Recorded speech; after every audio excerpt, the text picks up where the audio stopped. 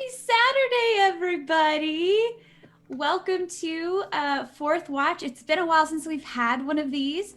For those of you that are new to our Fourth Watch, it's just an opportunity for us to come together and ask characters, the DM from a campaign, all of the questions that you need answered in your soul. So this lovely group, these beautiful faces, were part of the First Dawn campaign. We have had a couple of weeks since their campaign wrapped up. And so today we are going to get to ask them all of the questions. So Alex and I are just going to throw all the questions at them, questions that were asked by the community, questions that were asked by one another, or by Alex and myself. And we're just going to have like a really great time. I want to give a special thank you to Alex and Mindy for hosting us. It's always a very special treat when we get outsiders to come in and do this. And Alex and Mindy are for the forever foreseeable future that we have them, they are our official Fourth Watch hosts. So be kind to them or I'll beat you. Oh. Am I allowed to red card shipping questions? Mm-mm. Nope. Oh, funny you should ask that. I guess we could start. Good segue. No, we're gonna start. We're gonna start kind of where you all started. We're gonna start with a generic question for everyone. And Camille, I'm gonna tailor the question a little bit for you as the DM. So this is for everybody. What was your process for creating your character? So what were some of the things that you thought about in terms of the mechanics, the story, or the personality? For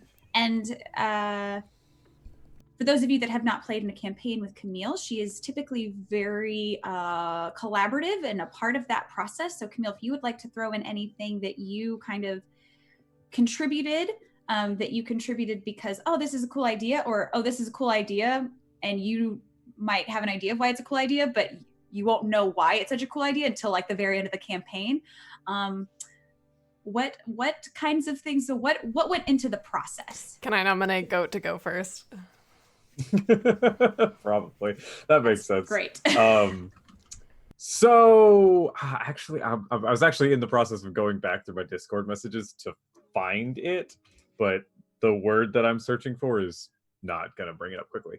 So essentially, I put in an application because the upcoming Planar game. I was like, oh, the Dawn War has so many cool implications. It would be really cool to get like a first-hand view in that. Don't put an application. The whole part of like, do you have a character concept? I was like, nah, I'll just figure out what the party needs.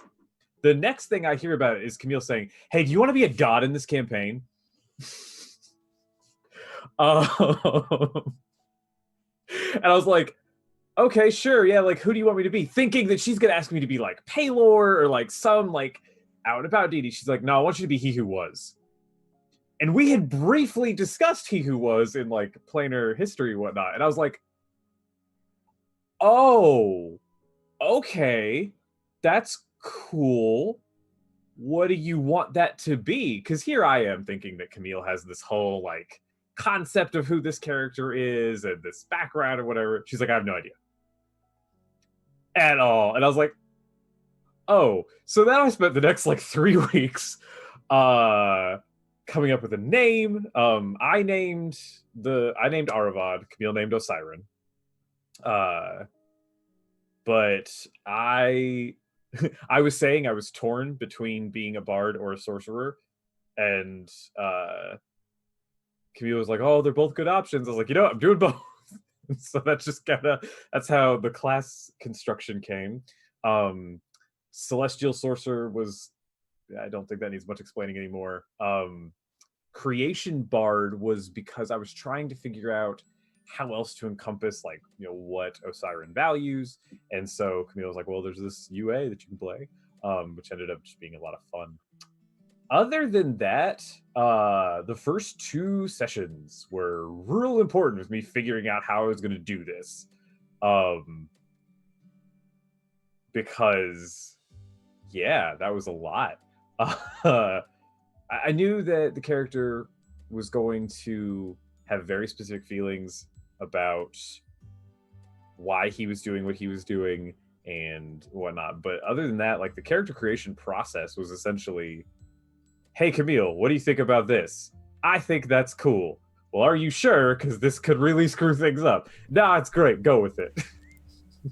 So that was how Aravad came to be. That's awesome. Dax, do you want to tell us how you came up with Ruby? Yeah. So I had kind of an idea going into the campaign before we had our session 0, where Camille basically outlined, okay, this is the kind of themes that we're going to be talking about and all this stuff. And, got to see what people may or may not have been thinking for what they wanted to do for the campaign.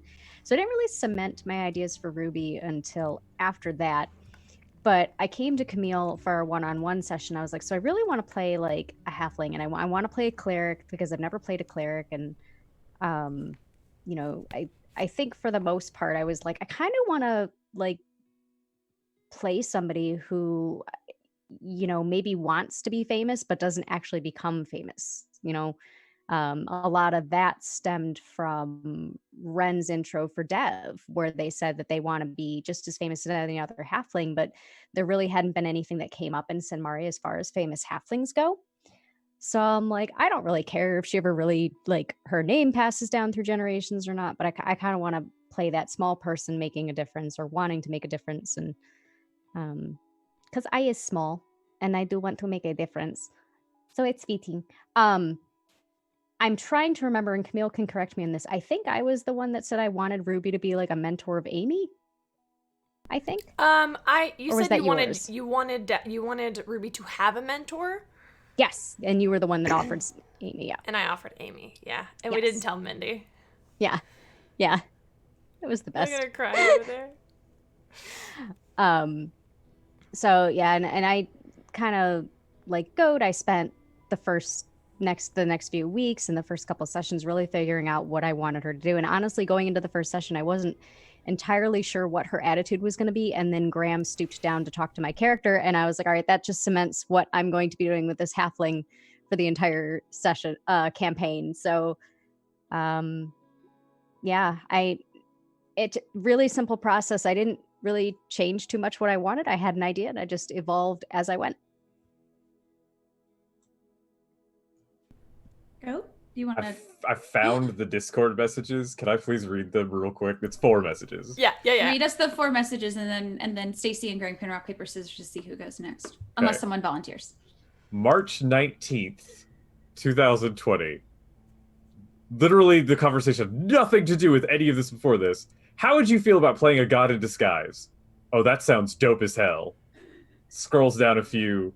I can't decide if I want Asmodeus to kill He Who Was at the end of the campaign or just have that happen later. How fucked up would it be to have everyone's epilogues and then we see you just go off and get murdered? Oh shit, that would be fucking crazy. So that was the first conversation. The foundation about how my character was formed. Beautiful. That's what I was. That's it in a nutshell. In 4 messages, y'all. That's what it was. Hashtag worth it. Hashtag worth it. All right, Mindy. Not Mindy. All right, Stacy. I'm gonna throw paper. Yeah, you're not gonna throw paper. I'm gonna throw paper. If you throw paper, I'm gonna be mad at you. All right, ready? Rock, paper, scissors, shoot. Shoot.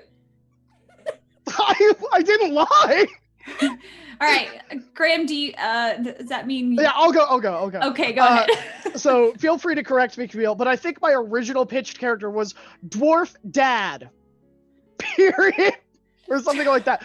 I wanted like a dwarven dad that fell in love with an elf and then never saw her again, and then was trying to rebuild their clan because all of them died. And then Camille came up to me and was like, "Hey, I know you really want to play with Mindy, and Mindy's guest starring. Do you want to collab with Mindy?" And I was like, "Heck yes."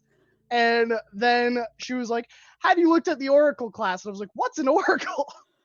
And immediately I was like, "Okay, I have to play an Oracle." But I also want to shoot a bow because who doesn't want to shoot 8 arrows per second?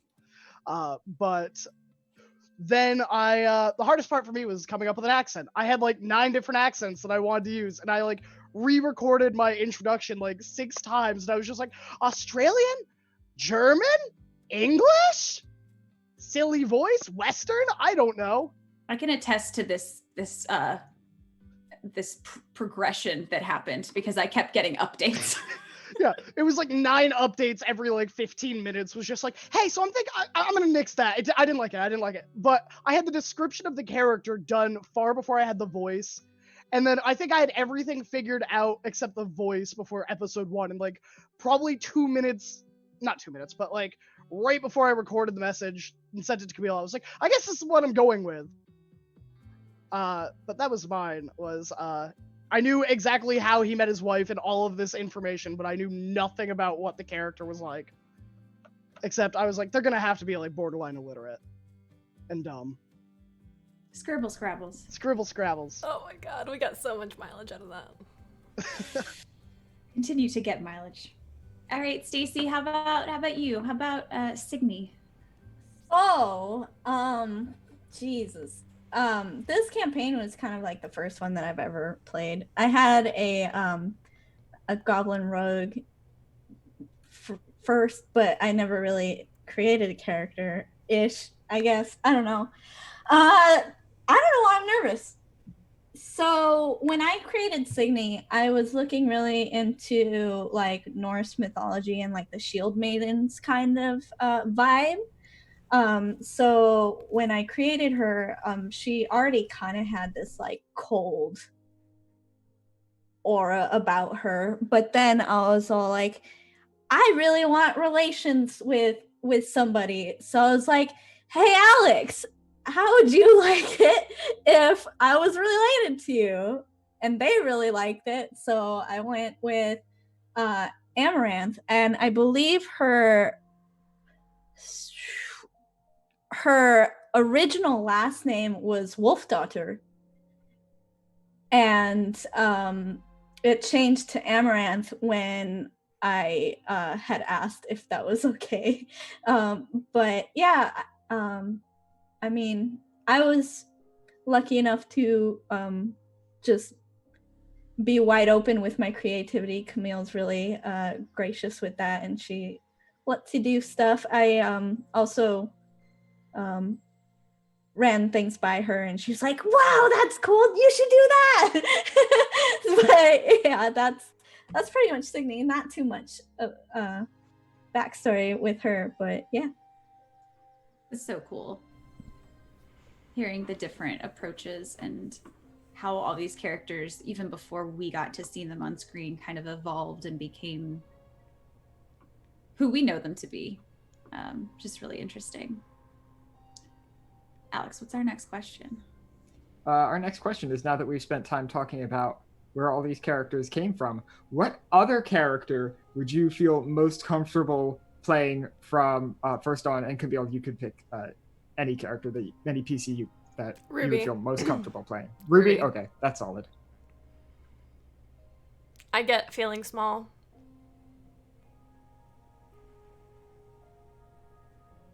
Anybody else? Probably Aravad, because I know how to do his accent because I practiced for a month on it and I need an excuse to do it. So You mean Madrian? Wait. Yeah. That's not our said I was gonna say. oh my god, I'm We sorry. paid a Okay. lot of attention to Aravad when he was talking. Can We I studied can I this. tell you all something? I am working and I'm like half here. right Lies, now. just lies. It's fine. Yeah. We love you, Stacey. I definitely would feel most comfortable playing Signy because Signy is some of that cold-hearted, very strong warrior vibes is something I have done with characters in the past. So that would be an easy one for me to slip into, definitely. Mine is definitely Aravad. I think I could totally be sneaky, maybe. I wasn't. I can at sneaky. least give really good speeches like "Rise up and fight for your There you land." go. When are these colonies gonna rise up? Gonna rise up. Oh my god, y'all are Yes. just prepping that question. aren't you? We're preparing. I wouldn't be comfortable playing anybody else, actually. Okay. The character evolution that Stacy brought to Signy over the course of the campaign was phenomenal. I could not have gone through like the emotional journey that she did. That was just peak. Graham had this perfect balance of the lighthearted comedy, but also just the really punching, caring dad vibes. I don't know that I could emulate. And Dax was this perfect mix of, I don't believe in myself, but fuck you if you say anything to anyone I love. And it was that great back and forth of confidence and self-doubt that really sold that character. So I don't know that I could have done any of them justice. Can we talk about how much of an Aravad answer that is? Holy shit. Right, yeah. Wow. I'm not gonna answer with my own things. I'm just gonna give love to my friends and pump Right, them yeah. up. Don't worry. Don't worry. That was the character concept. We've come full circle.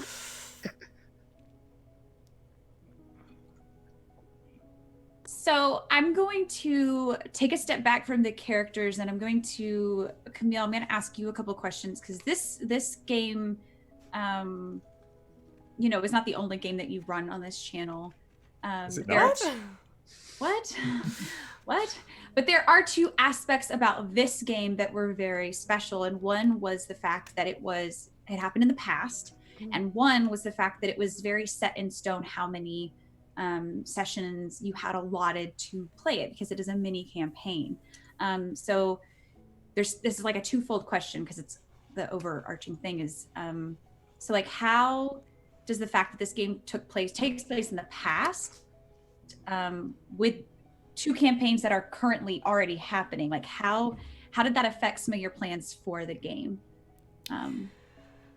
Well, I think the hardest part about this, it ended up being the hardest part, in some ways the easiest part, was that we only had 10 sessions.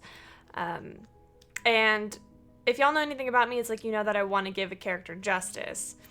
And that was a challenge of really leaning on personal successes and failures for these characters and letting them shine instead of working so hard to make them shine, because these players are fantastic and I think everybody did a great job at honoring their space at the table and taking out their space at the table and really letting their characters develop. Like, I might have given Stacy the opportunity to grow Signy, but I didn't do that for her.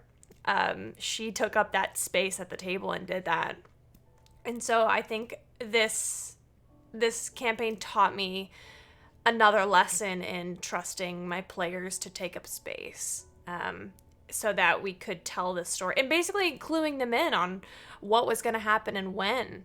Like, hey, we're going into this big fight. I really don't want to roll initiative for everybody and like have it be turn-based, because that sounds like it's going to be a slog. So let's like do a hybrid and see how it feels. And getting feedback from them and reading them in the moment was really important as well. And just being flexible, which is kind of my wheelhouse of being flexible within this rigid structure, was another part of it.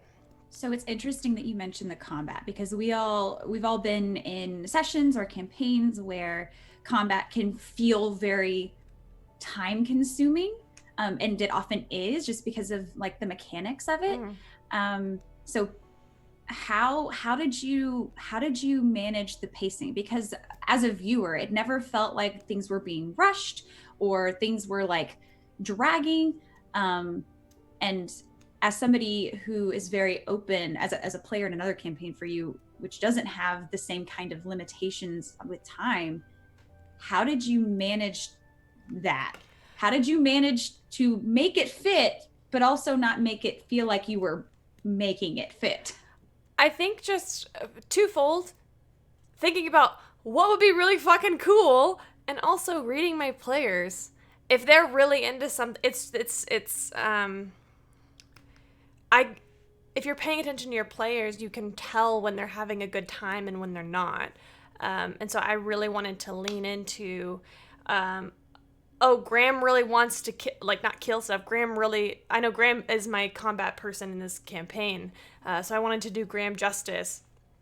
But also, I wanted to make things easier for Stacy, because she's not as familiar with the mechanics, and so I didn't want to get slogged down in that.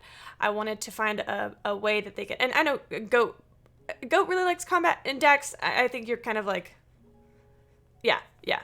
But I know that they all appreciate stuff that's really fucking cool.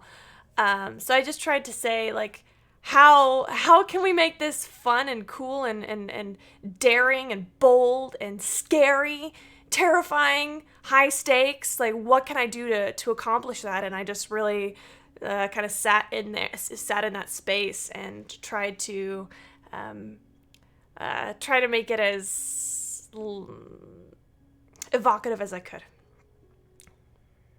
Is that an answer? Okay.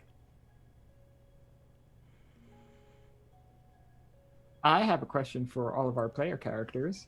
How do your PCs feel about gods, given that all you have had to do by yourselves? Like, do you feel like the gods are just using you to do your dirty work? And I will even include Aravad in this, because like he didn't have a whole lot of help showing up at any point from other gods. They're letting him, get involved in all this nonsense. So how do your characters feel about all the other powerful people that maybe didn't do as much as you? Can I go first? Go for it. Okay, so I think Madrian, at the beginning of the campaign, had total faith in the gods, that they were doing something, that they were fighting, that they were doing this great thing.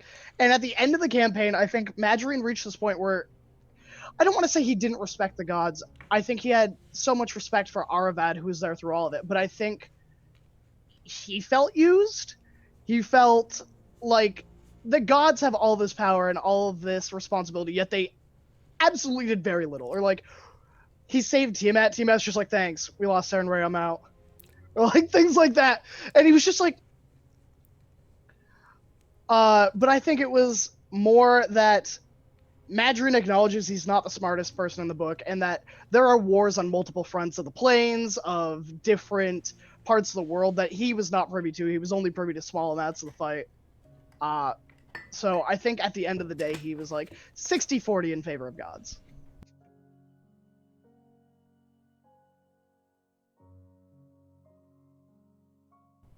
I want to hear Ruby's answer to this. I was waiting to see if anybody else wanted to go before me. So if anybody has watched the first Dawn campaign, you know how devoted Ruby is to Saren Ray. and the devotion to Vandra was something that kind of evolved over time and her interactions with her. I honestly feel like Ruby's devotion to Sarenrae and the other gods and her belief and her faith in their abilities did not waver from beginning to end, even at the end of it all, when after all those epilogues and all that stuff, I'm going to leave that one spoiler free for now, happened, that you have this character who, what got her out of her rough beginning was that faith and was that belief. And just because the gods are relying on the mortals to help and fix a problem doesn't mean that they are any less powerful, any less worthy of such devotion and faith and belief. And so I think definitely that Ruby, maybe even her faith would have grown by the end of it, because it's not every day that the gods will reach out to mortals and be like, we need your help. It's almost a very human aspect to admit defeat and not be able to have the ability to do what needs to be done.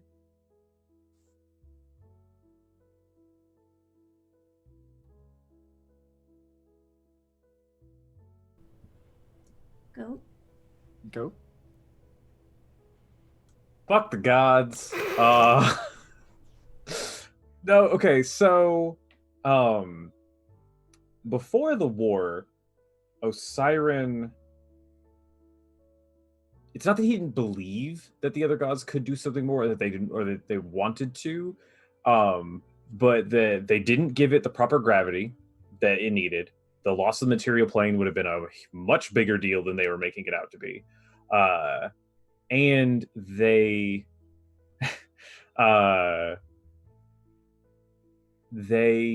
they couldn't be, because they didn't, they would never really get it. So it needed to be mortals that kind of spearheaded. So I had a certain paladin in the world that was out doing cool stuff. But as Graham pointed out, like, you can only be in so many places at once, and humans are pretty limited as to the number of places they can be. So,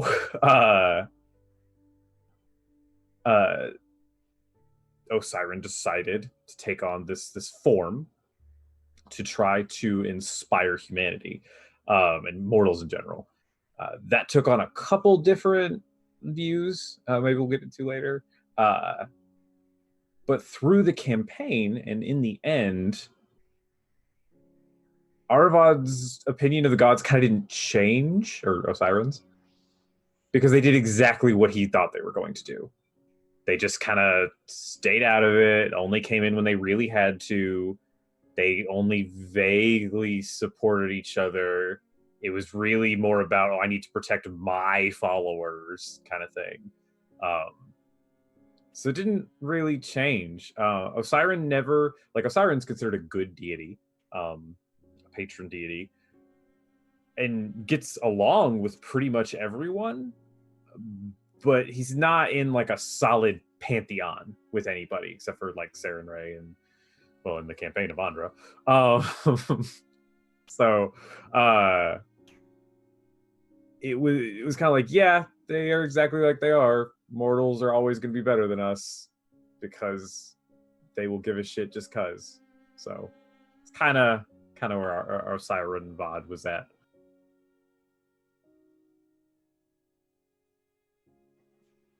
And Stacy, how do you think Signy feels about the gods after all she went through? Sorry, I'm working, so it's been a nightmare. I'm really just frustrated. I think we all know what Signy feels about the gods. Literally every episode, she basically said "fuck you" to Coralon and every single god. So, honestly, I mean, it's fourth watch, so I'm not. Spoilers are fine, I'm assuming. It's kind of ironic that she became a god in the end, by saying "fuck you" so much to gods. So, yeah. She actually wasn't gonna be like that. I was actually gonna make her pretty devoted to Coralon until God, I don't even know how that came up. Like, I don't know how it came to the point where she started questioning her faith until she didn't have any more. Jesus. Oh, I remember. I know exactly what part. When she was in the woods in one of the episodes and she called on Coralon and Coralon didn't come. It was the person who created her sword, which I forget her name. Sehanine, I think. Sehanine, yeah. Yeah, Sehanine came instead of Coralon, even though she asked for Coralon, and she was supposed to be his chosen warrior, and he didn't even bother to show up. So that made her kind of like, what the fuck? And then as days went by and Coralon was silent, leading up to her argument with Coralon, that's when she lost her faith entirely. Yeah. So I have a question for Dax. So we know that Saren Ray fell, and then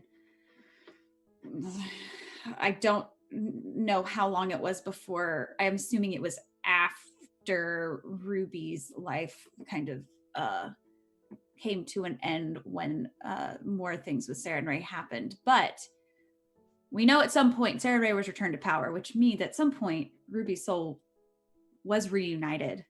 Can you give us just like a taste of what that was like for her? So we're all going hypothetical with this one? Well, okay.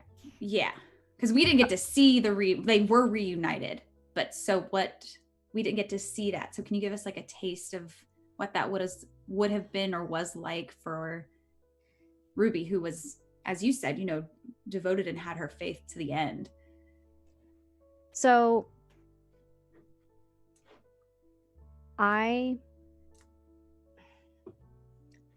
Dax is not hugely religious. I do have faith to a point, but there are a lot of things with organized religion that I am personally not a fan of. So stretching myself to the point of this character who is extremely devout, who has a lot of faith, almost unquestionable faith,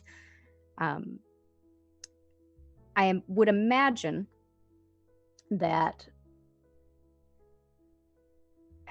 because especially since we don't know all the details of how long after her death that she was able to be reunited, but I imagine even a short time in death is still going to feel like an eternity. I can only imagine that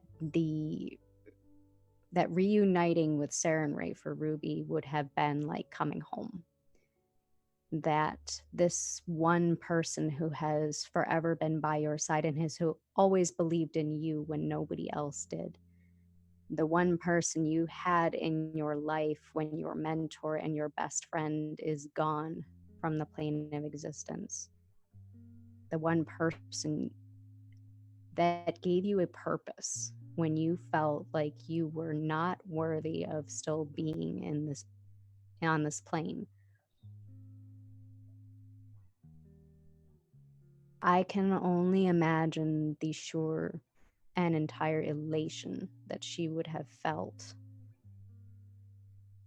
being able to once again hear that voice and see her face, and that nothing else in the world or any plane could have diminished that for her. Can I add something? I would say, I said it in chat, but Avandra would have kept Ruby basically by her side, and the moment Avandra heard of Saren Ray's return, would have hand-delivered Ruby to her. And it's honestly that I like to imagine that gods get the bulk of their power from souls of mortals who have died, who served them, and that some souls are more powerful because of the intensity of their worship, and that because of the strength of Ruby's soul and her devotion to Saren Ray, that would have given her the boost that she needed to overcome the wounds that she sustained in the Dawn War. And so Ruby is one of the reasons that Saren Ray was able to give Amy her power when Amy returned.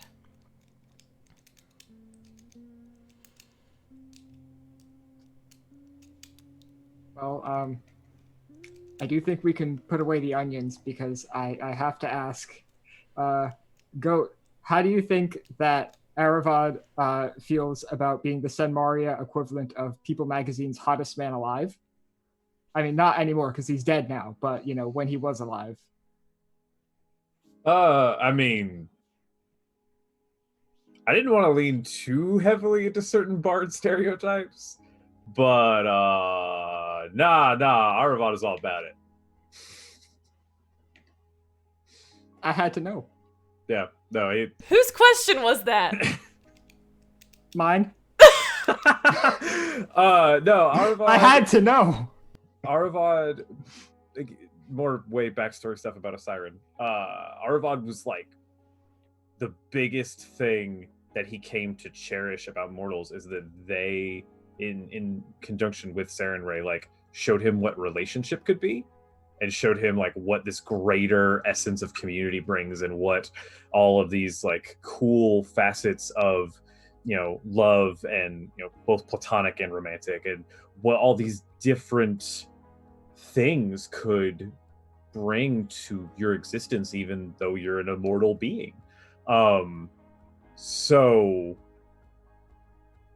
yeah, no, like friendships that he could make, relationships he could have, they were all like super precious to him. So no, he was all about the fact that people liked him a lot.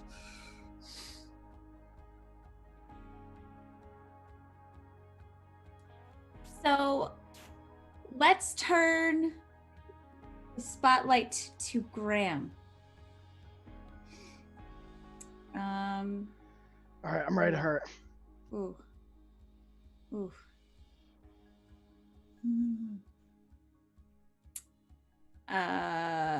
It's a lighter one. It's not really lighter. There's nothing light.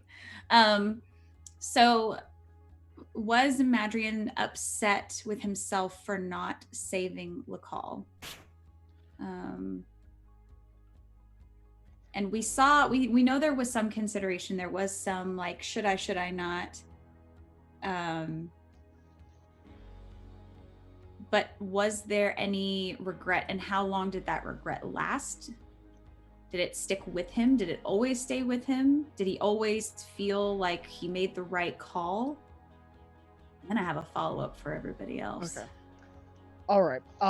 So firstly, I think it stayed with him for his entire life. I think when I originally made Madrian, I wanted him to be this self-sacrificial hero.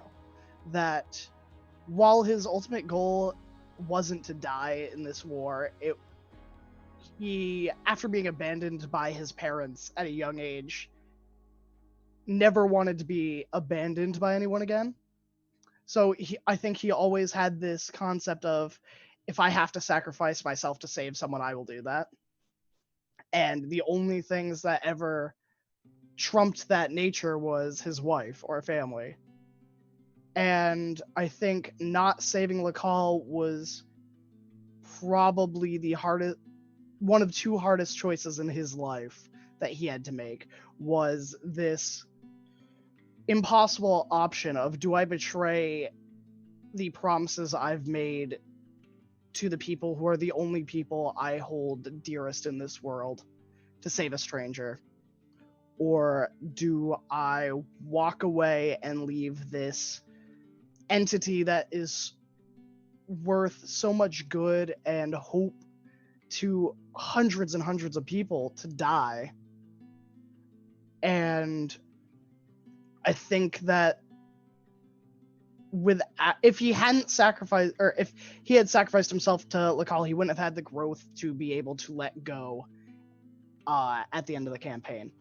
And I think it was pivotal to his growth, but I think that it did stay with him for the rest of his life. I don't think he ever really got over. I think everyone has bad days in relationships, in their life, where you think about the what ifs and you dwell on, what if I had said something differently? What if I had done something differently? I think Madrian, towards the end of the campaign, had more and more days where he asked himself what ifs because he had nothing else to do. So the follow-up question that we have for everybody else is, if your character had been in the same situation, would you have made a different call? No. Okay. No. Oh, that, okay, all right. Dax, these are all very, very Adam. Yeah, okay, no, not even thinking. Perfect, all right, go ahead. So I think Ruby definitely would have struggled as much as Madrian did. There definitely would have been do I, don't I, a lot of weighing of what would be the consequences of my action. And I think ultimately she would have made the same decision, but there definitely would have been a lot of hemming and hawing and is this something I really can commit myself to doing? Which we kind of, I guess, saw reflected in the earlier question where we were asking about how these characters feel about the gods. Interesting. All right, I think we can take our onions back out now because I need to ask, how does Signy feel about watching Madrian lose his spouse in much the same way that she lost her own?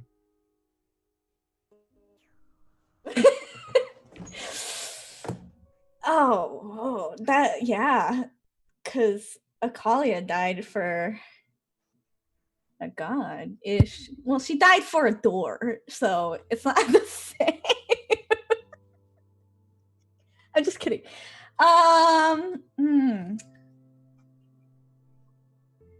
think it wasn't the relation between her husband anymore. It was kind of, because her husband was family to her, and then she lost another family member. So it wasn't really that relation of, wow, Madrian went through the same thing as me. It was, wow, Madrian's going through something with me too. So I think that would also bring Madrian and Signy even more closer together because they had lost a family member, and losing a family member is very difficult. So I don't want to go too much more into that one, but yeah. And I think also too, the funeral really spoke what Signy really felt about that. Yeah. Yeah. That one's tough. Who asked that? Camille. Was it you? Camille asked. That was a Camille question. Yeah, it's fine. It's fine. It's fine. It's cool. It's fine. Don't worry. We got some more gut punching questions that we have for everybody. It's fine. But for right now, before we sneak off to a little baby break, we are going to ask everybody a question. It's a very, very serious question. It is a question that we will continue to ask until someone gives us a damn answer. What should we call Sunday Friends? Because we're getting desperate. Okay? Wait, no, I thought they settled on like Dragon Hearts or something like that. I don't think we did. I don't think Did they we? did. Can you call yourself the Sandwich Slayers? Oh God. The Pineapple Grass Pioneers? The Grassgrave Guardians. The Grass 'Cause they Grave love Guardians. the God. Oh my god. I would have settled for the Guardians of Grassgrave. It's the Ashbringers. The Ashbringers. This is why Oh, we have God. to keep asking this question, because no. Team Oops, I Did It Again. Team, Oh my Team- god. I'll flirt with everybody. Yeah. Team, Wait, I no, will that's cook just anything. Kendall. Team Less Questions, Eat the Stew. Okay. Okay. All right, y'all. I'm offended. I'm upset that we asked now. I thought you were gonna ask the Hamilton question before break. I know, that's what I was Nope. expecting. Nope, that's the first thing when we get I back. Yeah, pulled look up. at- I pulled up my notes. Camille did note she studied for that one. Oh, perfect. Oh, well then, do you want to go ahead and answer that now? I can do that. Go ahead and answer that one now. That was what we were going to start with break. But if you Yeah. already have your notes, go right ahead. What's the Hamilton question? Why don't you go ahead and So- ask it? Alex, do you want to ask it? I will It's- ask it because it was I your asked this a question. while ago. Are you, and are you, it is my question. It is I your asked question this, for like, all fourth watchers. Can I like ask three, a four question, though? watches ago. Yeah, how excited are you for this answer? I'm very excited. I've Alex has been for, like, waiting months 2 or 3 fourth watches to get this answered. for at least I some group. submitted it and waited, and I never got anything. So I have to ask, Camille, if you were in charge of casting a Sen Maria version of Hamilton with all the same roles, but just fill it with PCs and NPCs, who's playing what? Okay. Aaron Burr, Alexander Lightbringer, Angelica Schuyler, Leona Swiftsilver, Yes. King George, Roman Kentigern, Yeah. George Washington, Eldon Vale, Yeah, solid. Eliza Hamilton, Ruby Swiftfoot, Lafayette, Atlas, Mulligan, Curie, Peggy Schuyler, Devereaux, Mariah Reynolds, Iris, John Yeah. Lawrence, Oh yeah. Arvad, Philip Hamilton, Kendall, Oh yeah. Oh, yeah, Alexander 100%. Hamilton first half, Signe, Wait, what? Alexander Hamilton second act, Madrian. That's solid casting right there. I'm here for this. Oh yeah. I'm here for this. I would watch that. I'm not gonna waste my shot. No, I'm not throwing away my shot. Throwing away. Wait, I'm not Oh. gonna waste it. Do I still get that wrong even though I Yeah. say it all the time? Mm, We better roll Wow. this up. Okay. Well, all right. And on that note, y'all, we are going We're to gonna take. go waste our shot. Oh my God. Her. We're gonna take a very quick break, so we encourage you to get some water, get a stretch, get a snack, get some coffee. I don't know. I feel like I still need coffee, and it's well into the afternoon for me. But Yeah. we'll be back with more questions that will crush your hearts and make you laugh, maybe at the same time. I don't know. But check out some of the awesome sponsors that we have in the meantime. Oh baby, I love your madness. It's Welcome to our Patreon. Here on Open for Adventure, we are making high quality Dungeons and Dragons content, folks. We have a great big world to share with you, and by becoming a patron, you can help us explore and expand upon this adventure. With your support, we can invest in more amazing artwork, better mics, fancy cameras, and overall stream quality. Not to mention, help us get some amazing new merch that we can use for giveaways. What do you get by becoming a patron? I'm so glad you asked. Let's take a look at the different levels and give you a sneak peek at what you can get at each tier. Did you know that the family of the First Lord Theo, the leader of the rebellion against the Empire, actually invented firearms nearly 25 years prior to the current campaign? The designs for this high-tech weapon are the Delaney family's best-kept secret. Also, they were originally invented by the late First Lady Victoria, Theo's mother. Access to lore leaks like this is what you can expect from the first tier, written in blog-style posts after each weekly session. Ever wondered what goes on off-camera? The next 3 tiers give you exactly that. With Stolen Moments, you can get access to text-based roleplay moments, highlighting experiences that don't make it onto the stream, like Leona's training session with Ray and Asmer. Stolen Moments Plus gives you access to roleplay moments featuring our guests, non-player characters, and historical figures, featuring the likes of Marshall, Annalena, and even the Empress herself. And Roleplay Addiction takes us to a whole other level. This tier gives you exclusive 30-minute videos of canon interactions not otherwise seen on stream, like late-night drunken interactions between paladins or tender moments featuring your favorite character ships. The Warm Fuzzies is super simple. It's everything I've listed so far, and also you get your name on stream after our weekly regular sessions. Every session. And our undying love. And finally, the most epic of all Patreon tiers. Drum roll, please. The Lore Master. This ultimate and final tier gets you first look access at all of the content going into our upcoming, official, open for adventure campaign setting. Lore, maps, monsters, items, dungeons, dragons. Go ahead, have a look around, make yourself at home, and consider becoming a patron to help us make this fantasy world a little bit closer to reality.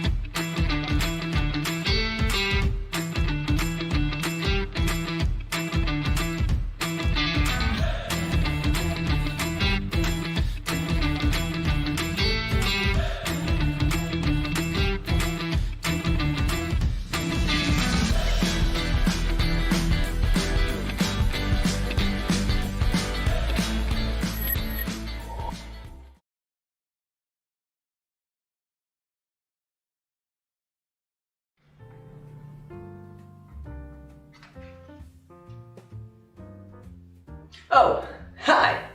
My name is Express Love. I'm the Senmarian god of coffee. Did you know that in Senmaria, every cup of coffee is made with found familiar coffee beans? That's canon. In Senmaria, every cup of coffee is good coffee because it's made with love by Found Familiar. Did you know that every bag of Found Familiar coffee features artwork from incredible members of the tabletop gaming community? That's canon. Each blend and roast of Found Familiar coffee features cool D&D names like Thieves' Cant, Face Step, and Pact Magic. In Senmaria, every royal meeting that Ray attends features the Cartographer's Blend, a brew of coffee made by Found Familiar in conjunction with Devin Rue. Now that's canon. Found Familiar coffee. Buy it today. Yeah, to pieces, yeah, I need it. Want your pandemonium. Life is so easy. Whoa, you love me to pieces, yeah, I need it. Want your pandemonium.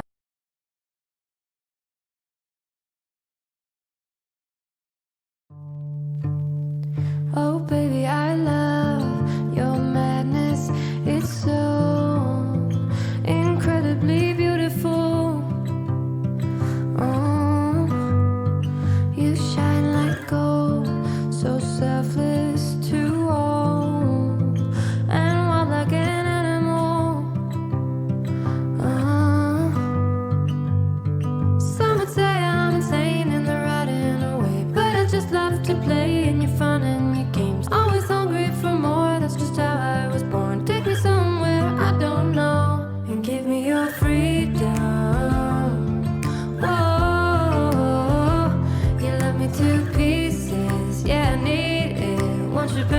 pandemonium. Life is so easy. Whoa, you love me to pieces. Yeah, I need it. Want your pandemonium.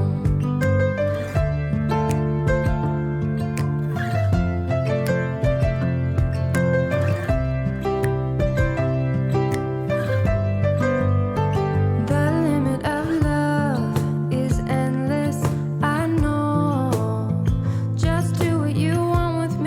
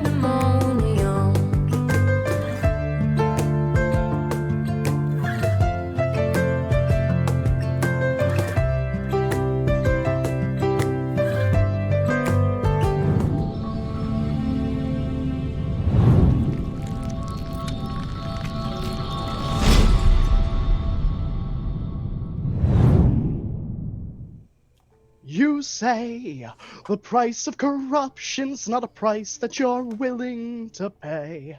Grassgrave, in your stream which you show when you see my chat donos go by. Why so sad? Grassgrave was a message, you'll see what I'll do in time come by. Now First Dawn made me sad. Remember, despite my corruptions, I'm your friend. Now we're back. Wait and see all the questions that they ask of me. That's all I got. Oh, Oh, That was my beautiful. God. that end hurt me because I wanted more. Oh my God. I love you, Graham. All right, so thanks for tuning in to Fourth Watch. We're Right. We're done. We're done. Pack it in. Yeah, next Never episode have when we another get the Fourth cast of Watch Hamilton to again. play D&D. Mhm. I'm pretty sure someone else is already working on that. But now that we Hope are you're back into it, satisfied. yes. Now that we are back into it, I want to ask our PCs, how was the character that you played in this game different from other characters you played, and how are they similar to other characters you've played? And Stacy, I have a follow-up question for you specifically because I know you don't have a bunch of other characters. Yikes. Well, you see, this one was different because it was a god. Yeah, you know, that's the big one. Actually, because I GM a lot, that's not a weird thing for me. But this character was really different because this is actually the first bard I've ever played. I've pretty intentionally never played a bard for the exact reason of Graham's face right now. Because like it's just what's expected. I've also never played a human because I am one. Why? So there's a lot of like just mechanical things that are very different. From a like character personality standpoint, this was very different because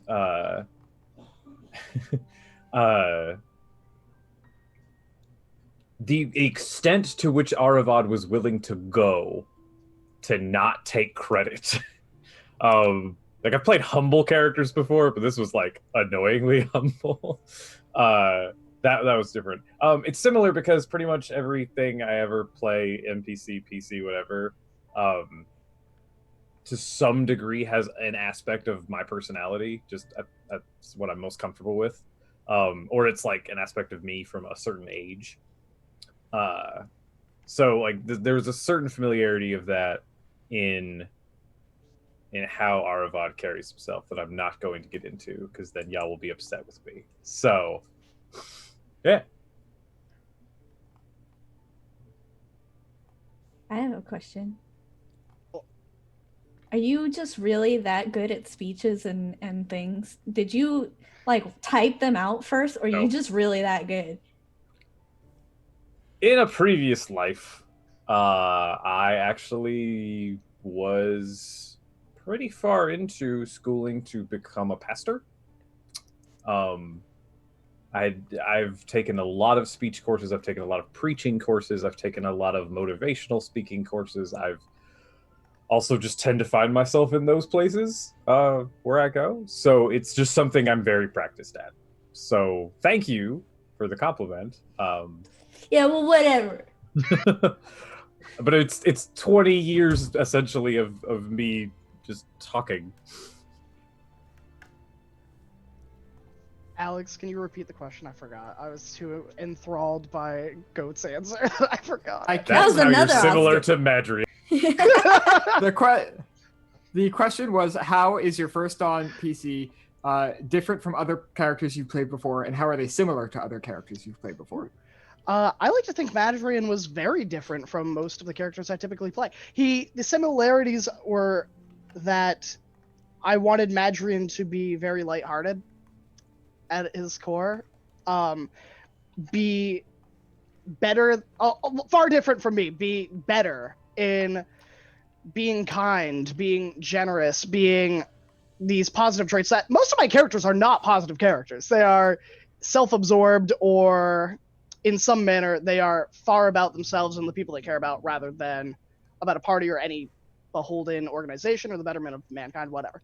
But Madrian was far different in that he had established relationships prior to the campaign. He had so many barbs for the DM to stab me with at any point, and was kind of vulnerable from the get-go. There was always this air of caution when I had to make a decision of what can or can't lead to my demise, that most of my characters tend to be like, well, I can do it. Like, there's no one waiting at home. This is the adventuring life. Like, I'm just gonna be my best, and hopefully the dice roll where they need to be. But Madrian was very protective of those around him, very self-conscious about what he said and what he did, to a degree. And I molded him off of my dad. Fun fact, because my dad wasn't around when I was younger, because he had to travel for work. And so a lot of that was put into Madrian, of being a dad who was away from their family and fighting to get back to them. And it's really funny because my dad was watching first on, so. Aww. Well, there's my heart. Stacy, do you want to do yours, since you also have a follow-up question before I do mine? Oh, sure. Okay. So, Jesus. So I've only played 2 other characters. One is a goblin rogue named Rot that I played in a charity stream, and another was a one-shot, actually with Goat, that I became a god. There's a lot of that going on. But I feel like Signy was different in them, that I know Camille and Mindy said this a lot. She had a quiet intensity about her. And I didn't really plan on that happening, but that's what happened. And I think she's kind of similar in those characters, just because she's fiery, I guess, when things get going, but different in her emotions, especially during the end of the campaign. She became very compassionate and very open with her emotions that the other characters, I didn't get to really develop them much because I didn't get to play them a lot, but Signy was the one character that actually I was able to play all the way through. My follow-up question is from Mitch D. Wait, can we get Dax? Wait, can we get Dax's answer first? Oh, we're gonna get that. Before we Okay, jump- sure. Did we get? Okay. I mean, I think she wanted me to do the follow-up question too, but it's up to yeah, you, I Dax. figured since Stacy's was a 2-parter, she could do hers and then I could, because mine's really quick. So. Okay. Stacy, coming into this campaign with a little less experience than some of the other players, how do you feel like you've grown in like playing role-playing games throughout the process, and what advice do you have for those who are new and maybe nervous to stream or join campaigns? Oh gee, I learned a lot when I first started. I was very nervous. I didn't really want to like dive into it, but once I got going, like, I would say don't be afraid to be in your emotions, especially in a campaign. Like, don't be afraid to show your emotions. Don't be afraid to, get mad or get sad or, because that just creates a good story. And then we can all talk about it, afterwards. But that's what I really liked about this campaign too, is because everybody put so much emotion into it. And I think if there wasn't that much emotion in it, it wouldn't have been as good. as it was, especially for me, being a new player. This campaign really showed me what D&D could be, and I can't wait to play another one, to be honest. So, yeah, I know that that advice isn't a lot, but that's what I would say. It's good advice, though. I think that's really good advice. Stacey, you make me cry. No, Dax, really no! quick and dirty. Really quick and dirty. What was different about Ruby compared to other characters I'd played is that Ruby was a lot more sweet and kind-hearted than many of the characters I tend to play. I tend to play a lot of badass bitches that don't give no fucks. And what was similar was that Ruby had a good heart. All of my characters tend to have a very kind, I want to do good for good's sake theme to them. And that is something that I do carry through a lot of my OCs. I'm sorry. There is definitely a moment when Ruby stood in front of literal embodiment of the oceanic tides and water and said, "No, fuck you. I am the ocean," and shoved that fucker back. Ruby was a badass bitch. Can I? She really Don't was a you dare badass undercut her. Yeah, totally badass bitch. So Yeah. So when I say badass bitch, I picture Azraelia from the Princess Party campaign, who is like, I will cut your throat no matter who you are. But funny, can I just make one quick comment about that scene? So Camille is the wonderful DM that she is for the short-term campaign, was like, hey, this is what's going to be happening, like quick and dirty. What plans do you want? Tell me what items you want. And everybody's like, oh yeah, we should probably have water breathing potions and all this stuff. And I was like, hey, Camille, can I have a ring of water walking?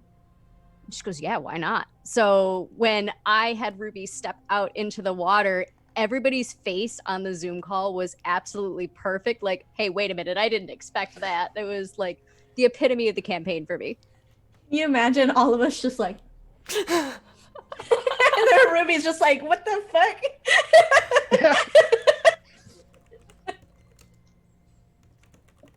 Oh man. Okay. I'm gonna ask a quick, easy, light-hearted question from Mare, which is a recurring question that gets asked almost every fourth watch, regardless. I think Mare might just ask it every fourth watch, regardless of which fourth watch it is. Which PC gives the best hugs? I would say either Arvad, Madrine, or Ruby. Definitely not Signy. You just Signy named hugs are, three-quarters of the deluxe group. now. But Signy's hugs are rare, so they're like deluxe primo hugs. Yeah, but they're awkward and she doesn't give a lot, so she doesn't have a lot of experience. Yeah, but that makes them more special. And then she just pushes you away after, and she's like, all right, that's done. You're done. Oh, man. I think Ruby. Because I think that hugs are comforting and warm, and I think that anytime Ruby would hug someone or offer a hug is when someone emotionally needs it, and you can kind of feel and sense the sincerity and the concern and the emotional weight that you're feeling to be kind of alleviated a bit. So that's my vote. My vote is for Ruby. Yeah, but have you ever been hugged by a god? Okay. Yeah. Hang on. He could just hugged grow God extra twice. arms and like. As the channel hug expert, Oh. we have discussed this at length multiple times. I will say that amongst these four people, they are all S tier. They're S tier for different reasons, though. No, hang on. I will get there. Ruby is S tier because it doesn't matter what you've done. It doesn't matter where you come from. It doesn't matter if you're covered in muck. Ruby is going to give you a hug and you're just going to feel loved. And it's one of those where everything that's come before doesn't matter. It's that moment. And so it's one of those hugs that you can just kind of get lost in. And that's S tier. Graham, Madrian, it's honestly the same for both of you. Madrian would give you a hug that just says, I'm proud of you. And it's just like, It's one of those where it's like you feel so like those. accomplished so much. I like those hugs. Aravon's hugs is that like, I'm not sure if I can make it, and Aravon just gives you a hug and be like, you're stronger than you know. And it's like one of those where it's just gonna amp you up and just give you that confidence. Signy, however, Signy's hugs are Cold and clammy. I was gonna say, are But they're Aravad's hugs just strong. bardic inspiration? pretty much. No. Signy's hugs are the safest. If Signy reaches out to hug you, there is no safer place in the world. Corlon couldn't fuck with you. Lolth can't fuck with you. Paylor can't fuck with you. Nerul can't fuck with you. You're just like... Okay, Nerul could fuck with me. He killed me. And then you kill him later. That's how the lore goes. He killed me and he was all like, I'm gonna just pop that little marble back into you. You live. Yeah. But, so Signy, it's sure, they may not come very often. And sure, they may not have the same, like, warm embrace, but it is safety. And it is the weathering of all storms. It's also the sweatiest. No, I'm just kidding. Comes with the territory. Yeah, because of the territory. Gotta get in that oath of protection. Yeah. God, it got really humid. I'm just gonna say Madrian because he's got the dad vibes, the cool dad vibes. Dad hugs are the best hugs. Yeah.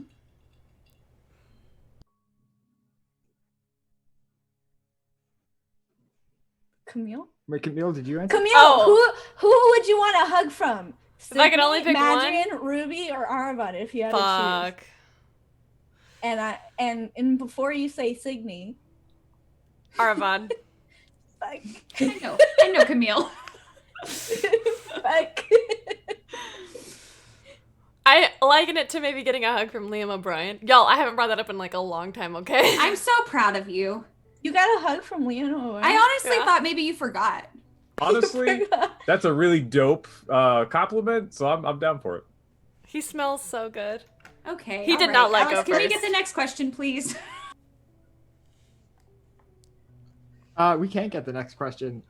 This is a pair of questions that go well together. One is from Juan Carlos and one is from Stacy. Me? I'm right here. One is, are there any NPCs you've had a particularly fun time playing in this campaign? That was from Juan Carlos. And from Stacy, the question is, if you were to play a PC in this game, what sort of character would you play? Yes. What was that, I don't Mindy? even remember asking that. What? What was that, Mindy? I was saying, yeah, that's you, Camille. Honestly, You were pointing. Aravon was a great NPC to play. He really wanted to support this party. So. I really liked wow. playing Avandra. She was a lot of fun. Or also playing Sarenrae under disguise was pretty cool too. What about Sarenrae getting slammed into the ground and thrown into trees, that sucked? and then Dying. turning into a cliff? Yeah. Fuck you, I really liked that part where she had the Stacy. flaming scimitar that she didn't use once. Yeah. Listen, she's doing her best, and her best wasn't good enough. She's living her best life. No, she's not. She died. Living her Oh. close to rest life. If I had to play a PC, if I had to pick a PC to play, was What this- kind of PC? Oh, if I Yeah, had to play like, PC. what if would you you- play? Yeah. Not necessarily these characters. I would have, if I got to play in this campaign, I would have loved to play something a little like punchy. I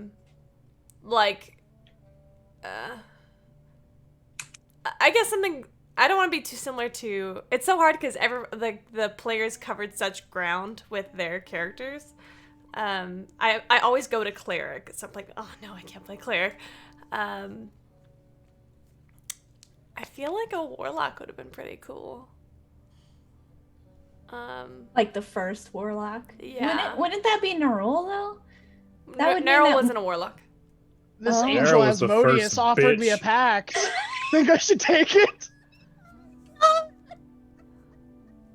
Oh, good lord. No, actually, y'all did meet the first one of the first warlocks in this campaign. Who was it? Was it Joseph? Was it the bartender? Is that what happened to Joseph when I died? No, it's a Sarah. Oh. No, I'm sorry, Seema. Seema. It's the youngest daughter. So that's where she went. That's where she Oh, went. that's She where she became went. she became one of the first warlocks. To whom? Who's her patron? That's the real question that I want to know. Yeah, So- is Yeah. it me? For the next mini Who's her campaign that Camille's gonna patron? do, it's Is fine. Yeah. it me? Camille? Who is her patron, Camille? Is it me? Hey, it's fourth watch. You have to answer this. Camille, Yeah, Is it absolutely. Asmodeus and did I Patron. banish her to the hells? Ah, shit.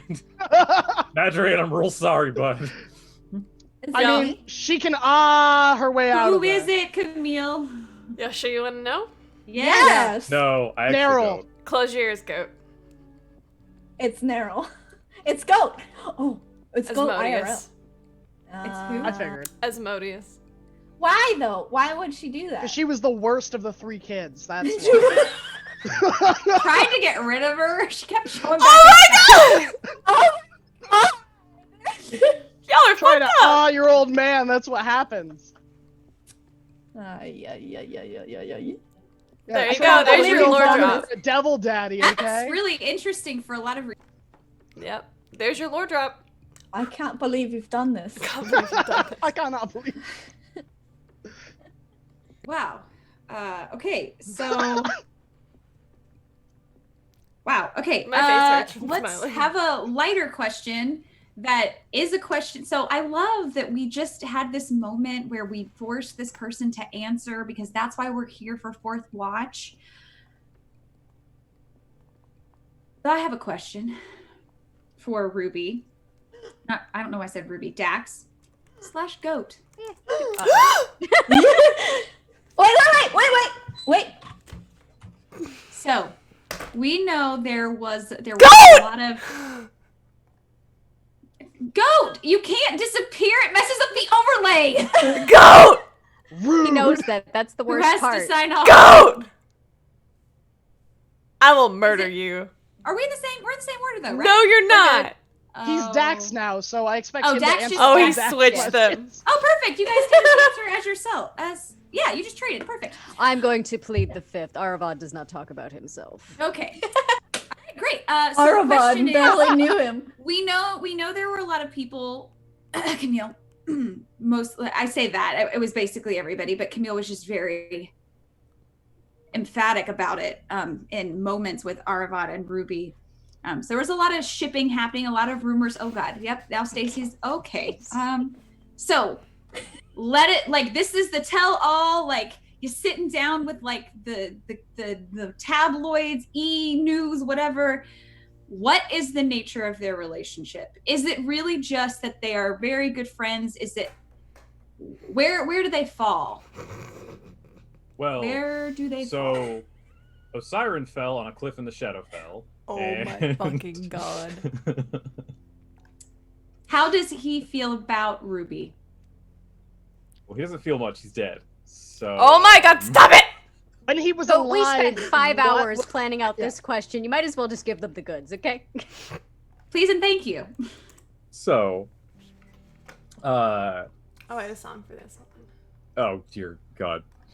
By the way, do you want us to switch the overlay back? I honestly forgot that it was gonna fuck up the overlay. Yeah. Dax, will you pop Dax, up? hide your Alright. camera. And there you go. No, Graham! Graham! Graham, how can... Really, y'all? Goat, hide your camera.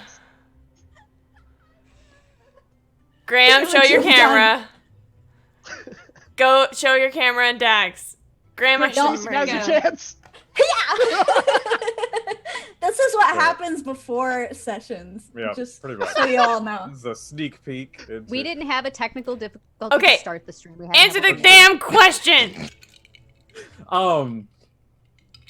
Okay, after Sarah and Ray died, the relationship was very much no one else understands what I'm going through.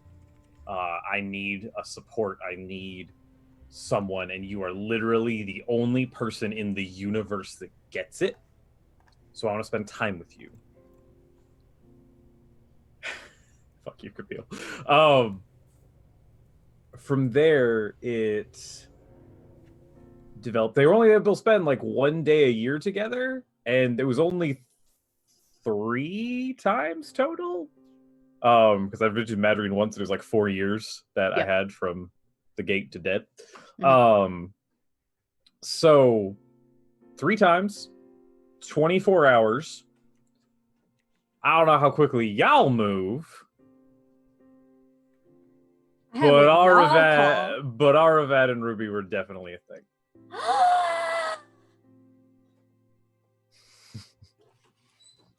So here's a fun fact. So Ren and I went down to Texas. Stacy.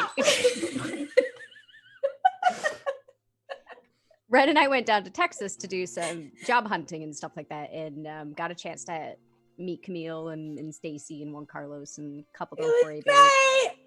And it was really fun to get this question from Camille. So I said, well, Goat and I really hadn't talked about it.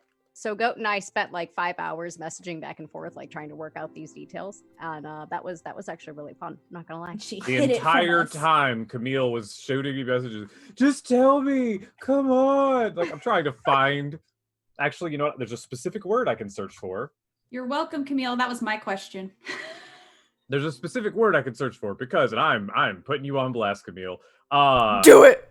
The question I got on July 7th, 2020 was, did Aravat and Ruby ever boink? Yep, and every time we talk about Camille, be like, all right, let me discuss this with the harbor master. So yes. So yes, they did? Yes. Yes. No, wait, no. The specific answer I gave Camille, I have to scroll through because I tortured her for like a day about this. They should boinked. Was, yeah, probably. Yeah, probably. Oh my gosh. I love it. If it happened, Ruby initiated. Yep, I did say that Ruby would not have been all too subtle. So you like the music change, Go? There's your goddamn ship. Woo! Yeah. Why are you being such a jerk about it? There's your ship.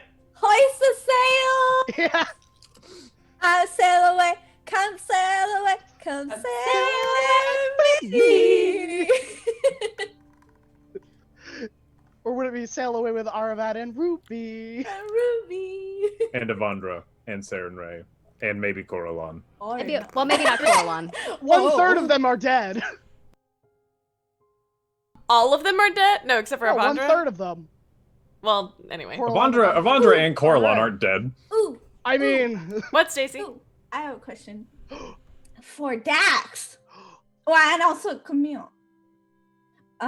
So you know how Ruby dies at the end of old age? Yeah. Would she have gone to the Raven Queen, or was it Narul at that time? Depends on how long she lived. Oh, I didn't think about that. So I did make an offhand comment, and Camille didn't stop me when I was giving my epilogue about Ruby living for at least another 100 years after all of her companions were gone.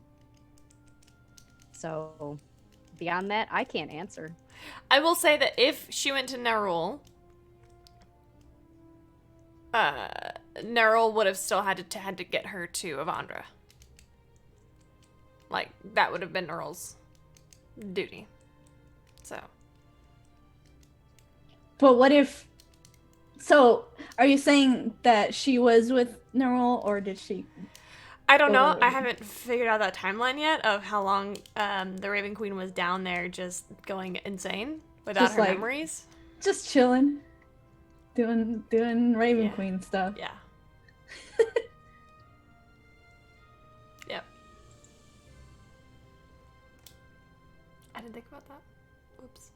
Ooh, can we roleplay that? That'd be fun. Yeah. Roleplay what? Yeah, roleplay what? The Raven Queen losing her memories and ultimately not remember. I mean, you kind of did. Yeah. That was what happened. Yeah, but the duration of. Just Anyway, Mindy and Alex. Yeah. Hit us Stacy with just another wants another campaign where she plays an Yeah. amnesiac who eventually gets to kill Nerul. one. Yeah. I just want to play with Morgan again. Is that You just too wanna much kill to Morgan. ask? No! What the Yep. fuck? No. That's You what heard I it here heard. first. That's what I heard. Hosts, can you? Alex. Otherwise, I'll ask I can. questions. I have a question for Graham that I think we already talked about a little bit. Can you tell us about the different endings and or potential death scenes you had written out for Madrian? Oh god. Ooh, So I I also had have a so follow-up. many endings for Madrian because this entire campaign Pick your I would top stay three. Pick your top three. up. Okay, my top three. Yeah, I know the So- list. That's why I'm saying. All right. yeah, So yeah. I had. Okay, so my top three. One wasn't written down because I didn't want to share it, but it was that Madrian and Signy would have become a thing. And then I never pitched it to Signy because I was like, Signy's gonna die. And I was like, so I never pitched that one. But I had one where Madrian, furious at the betrayal and the unwillingness of the gods to save his wife, and the loss of his powers, bolstered by the innate grief that, all these things that have driven his life and every good choice was made by, he begins killing without remorse. And he begins to travel Senmaria, ruthlessly accumulating power and magic, anything to bring Akalia back to life. And I think that he would have become a very empathetic villain that you can understand why he is doing what he's doing. Is the gods didn't help him and he helped the gods so much, and fueled by the loss, he would have taken any deal, made any deal with like devils, gods, what have you, to bring her back. And I think that he would have been a very compelling villain in that way, is because you can understand exactly why he's doing it.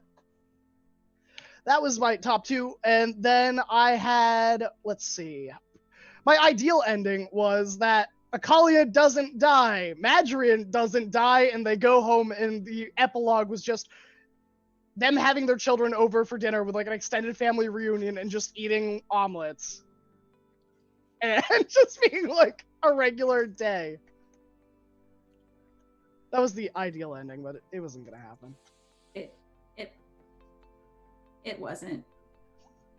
I have a follow-up question before I get to my next question, and this is less of a question, and it is less of a question. Grant, would you mind to share? So, in the course of this campaign, in all Senmarian campaigns that Camille's run, Graham, you were the very first to use your fate die, and we unlike and Goat used Episode 2. Goat used his fate die later, and we got to see the repercussions immediately. Will you please share so that everybody is very aware of what the result of your fate die was? Because if you there's a very good chance that a lot of viewers may not have realized what it was, that the consequence of using that fate die was. Can you please share with everybody? Because Of course. So the repercussions of that fate die was that Madrian didn't get to die with Akalia during the ritual.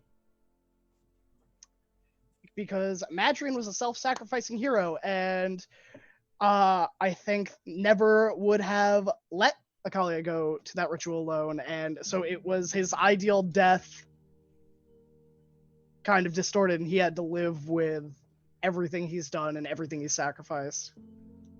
it's fine. Akalia got to keep her promise. Thank you, Camille, for that beautiful wording. Actually, I guess it's Graham that I'm thanking for the wording, and then Camille recognizing the beauty of the wording of the promise that Akalia made that one of them would survive the war.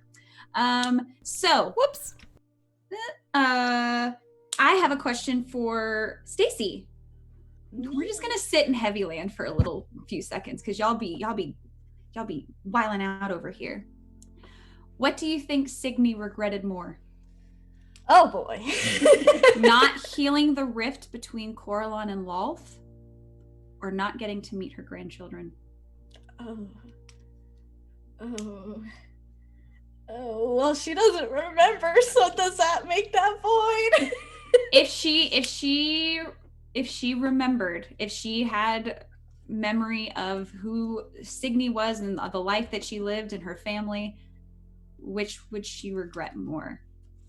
In that moment, right before she loses all of her memories, which regret is weighing on her the heaviest? Ooh.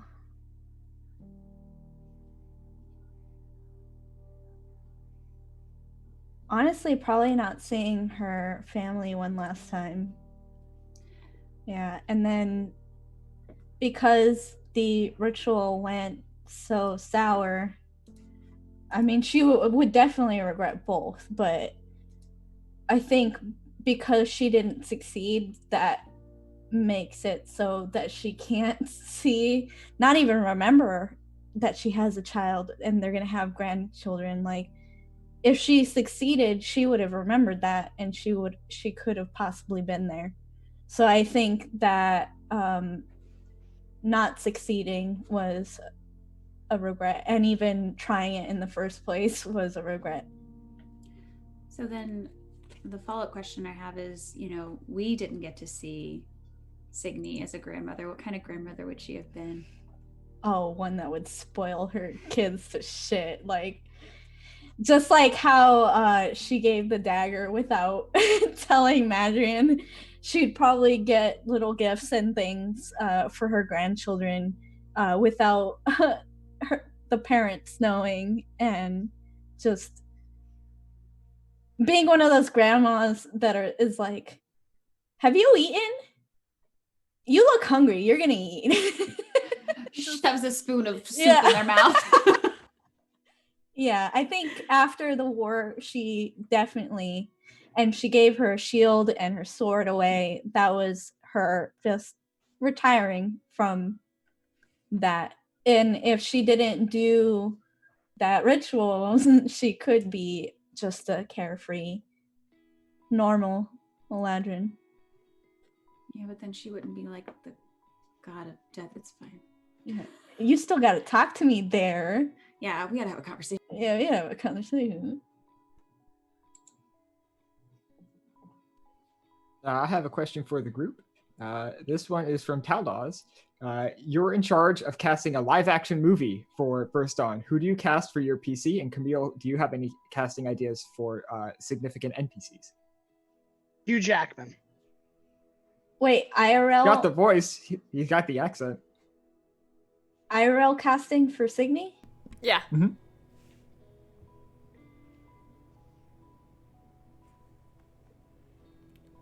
I don't know. I don't know names of actors.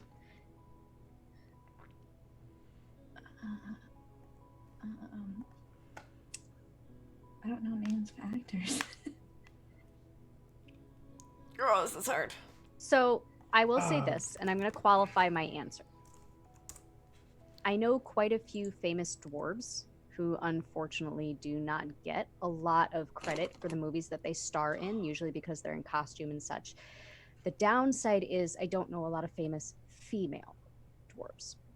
So if we exclude I would love to cast a dwarf as Ruby, 100%, if I could cast this as a movie.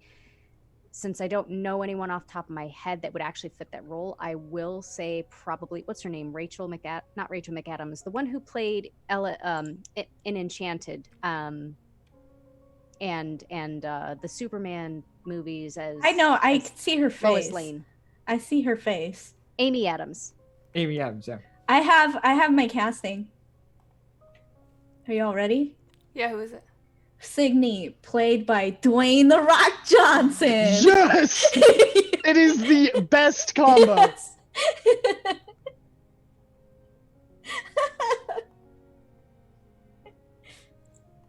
Mm-hmm.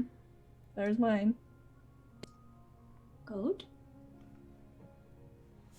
So, I am stuck. For a variety of reasons. There are two, and I really can't pick between them.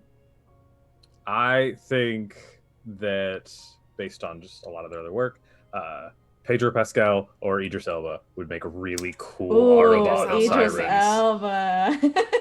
Everybody's like, ooh, Idris Elba.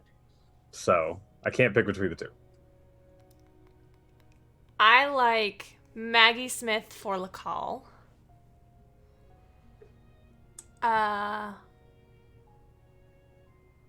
Charlize Theron for Ray. Oh, Saren Bay. Natalie Portman for Avandra. And Julie Andrews has got to be in there somewhere. I don't know how, but she just does. Akalia? I was thinking Mindy, you Halle need to Berry cast from- Akalia. Yeah, you do. Shoot.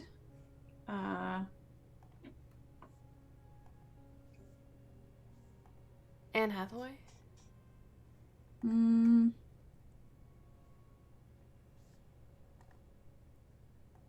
This is hard.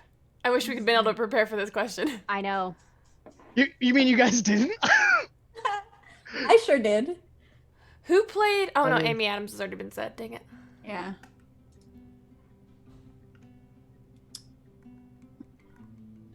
Oh, who is that girl who plays Vignette in Carnival Row? Cara Delevingne. Who? Who? Cara Delevingne? Delevingne? Is that However it? you say it? I think so. Yes. Yep. Yes. That'll work.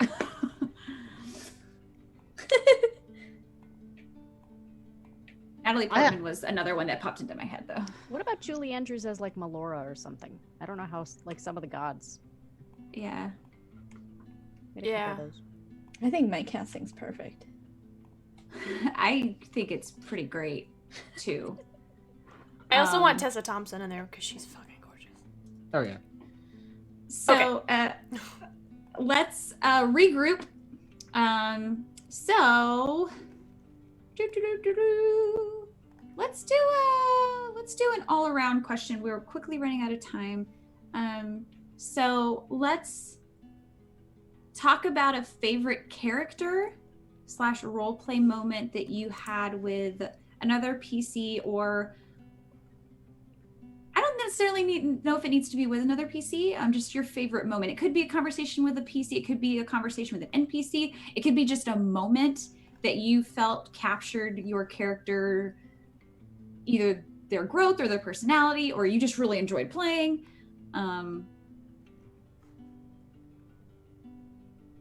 Give us some of your favorite moments that you had with these characters. I know mine. I know mine. Yeah. Okay, well then Well, why don't you you all... can go first, Stacy. Stacey, Okay. start us off, and then we'll skip to Graham next, so that Dax can have some time to think. So the one that I can think of was Signy's fight with Coralon, which was kind of like the epitome of her changing and finally kind of figuring out what she wanted. I really liked the softness with Madrian and Signy about the omelets. I didn't even know that was happening, but I'm glad it did. And then also teaching her sending. Yeah, I really liked the bar scene with Aravad finding out that Signy was queen, and he was just hopping all over it. And she was, very, stop. And then there's a scene like in the kind of like first episode that Ruby gets hurt, and that is the first time that Signy actually cares that somebody got hurt. And I really enjoyed that one too. I know that one's a very small part. I don't even think Dax remembers that one, but do you remember it? Yeah, but those are mine with all the characters, all the players. So. Graham? Okay, so I'll do one for each player. I think my favorite moments are like those still points in time where you could like draw a picture perfectly from what the scene is. And I think for Signy and Madrian, it was right after the beach battle, where for the first time Signy helps bury the dead of both sides. And I think it was the most somber, and there were no words spoken, and I think it spoke so much as to the change that was coming over both these characters and the progress of their relationship. For Dax, I think it was literally their first interaction. I think it was him kneeling in front of her and her puffing out her chest and be like, "That's not how you do that." How rude. For Aravad, I think it was towards the end of the campaign when he came to visit. I think it was the culmination of this friendship and relationship of these two very close individuals, and this person that only has 24 hours on the material plane, and he chooses to take even one whole year to visit someone speaks volumes. To give them an Archon to protect them, to prevent necromancy from kind of getting into a grave. I thought that was this very, very nice moment. Is probably right as Madrian saying goodbye and shutting the door. And Aravad just goes wherever. My favorite Madrian moment that I'm really proud of, gosh, I have to say it was probably the voice break when Madrian tried to give a speech at Akalia's funeral and couldn't. I think that was probably the most real it could have been.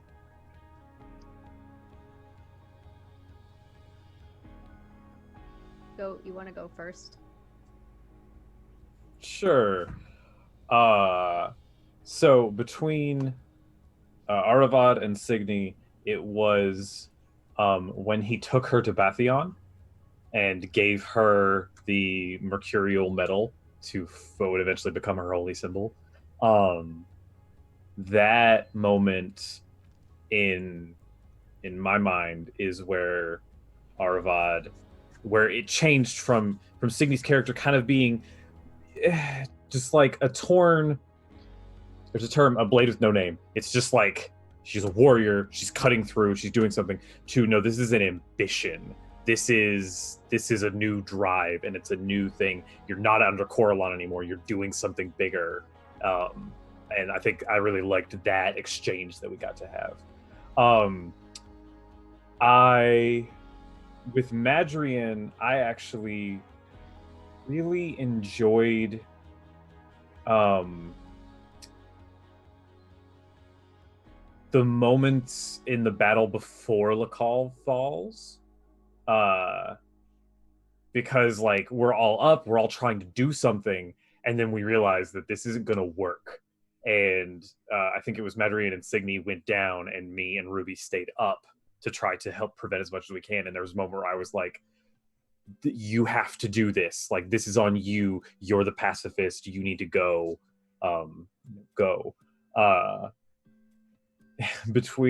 For our Osiren and Ruby, it was saying goodbye in the Astral Sea. Because we'd already had that moment of shock and awe when Sarenrae died and I was revealed. That moment, though, was so honest and tender, and I got to sneak the book into your bag, and that was pretty great. With any of the NPCs, I actually really liked Avandra reading my fate with the tarot cards. That was an interesting moment that had some interesting foreshadowing, and it was a very unique relationship that Osiren got to have. And then I think for myself, casting Forbiddance was probably one of my favorite points of the campaign for me. That was just a cool moment.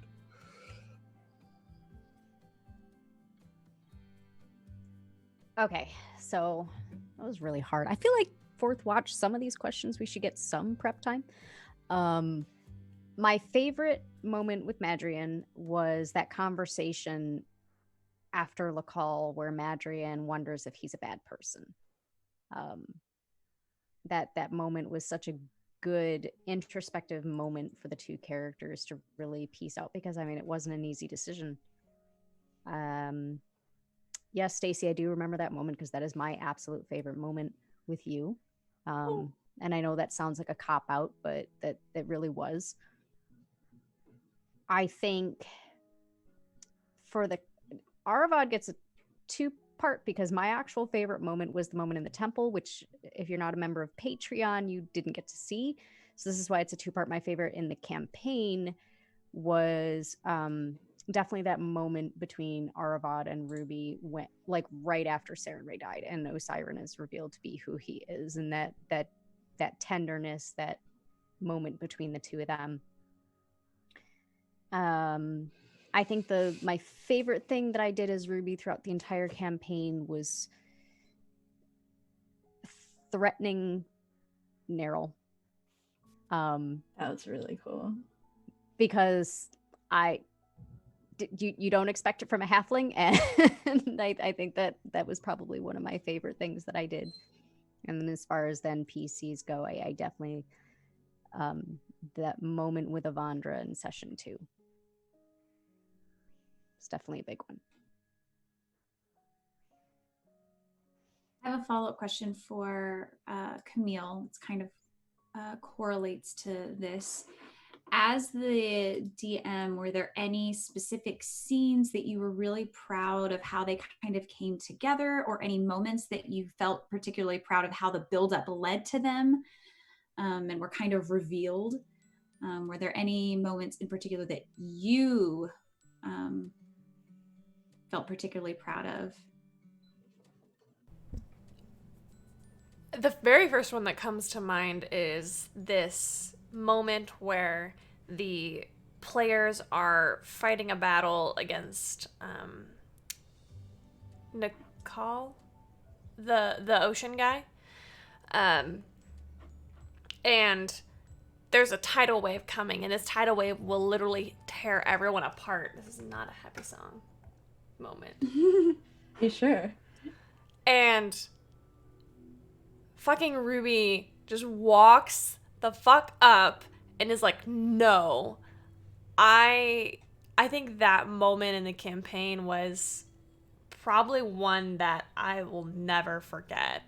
That's gonna stay with me for all of my DMing life, of just like the audacity and the balls. I'm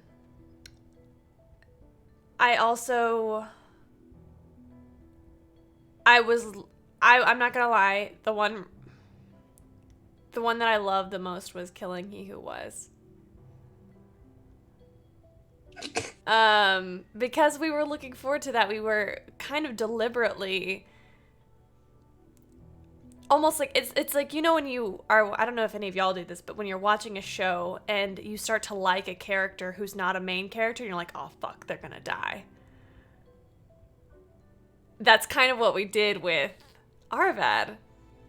He became this intentionally not part of the main cast, as he liked to think of himself, and then it was him who kind of we watched get to be obliterated. I mean, we watched all of them die, but I think, hold on, because this was planned from the beginning, I looked forward to building up to that. I looked forward to murdering one of my player characters from before the game started. We're looking forward to it too. Don't even lie. That's fair. It's like the third message you sent me about it. Yeah.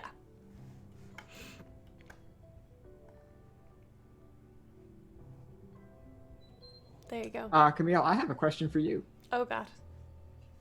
How do the characters of the First Dawn exist in Senmarian history? Are these people like completely obscure? Are they like utterly unknown, or like they heroes and legends in some places? Well, Signy dead for now. Signy is remembered as Signy Amaranth. She is not known. No one knows that she became the Raven Queen.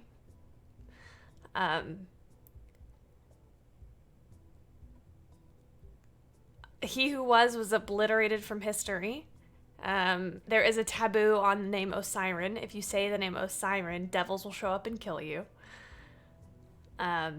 Even gods don't say it. the Also He Who Was.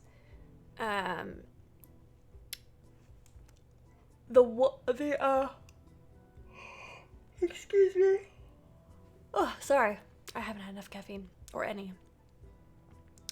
The lineage of Akalia and Madrian will always be recorded in the Divine Covenant's history because Akalia was the first seeker and Madrian was the father of her, her children.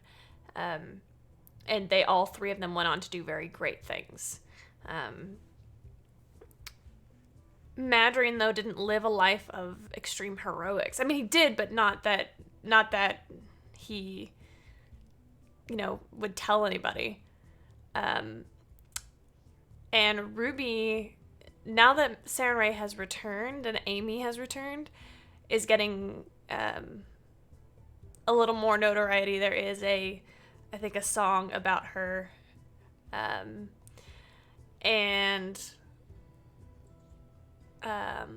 maybe more on that to come. I mean, we did see a statue of her in the last There was a statue of her. Fate's Chosen. Yep. Yeah. Follow-up question: who were them other bitches? Like, I knew Aravon wasn't going to be in that statue, obviously. But who was the half-orc and the half-elf? And the See, other I was folks? literally just gonna say that actually made me cry while I was watching that on stream. But go ahead, Ghost. They're just people. They're followers of Yeah, just Sarenrae. pop off, go. They're Sarenrae followers. Why do They're Saren Sarenrae followers. They're Sarenrae followers that Amy remembers. Right. Because Amy is the one who's building these statues. She brought the memories back. Yeah. Oh, I have a question. Oof. Okay. Is my son still alive? Oof. in present day? No? No. He's not? No. What about children? No. Stacy.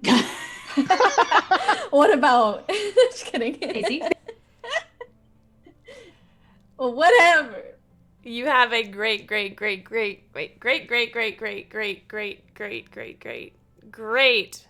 grandchild. I wonder who they are. 2 of them, actually. I wonder if 2? Kyria has an older brother. Oh yeah. Well, we don't talk about him. Oh my god.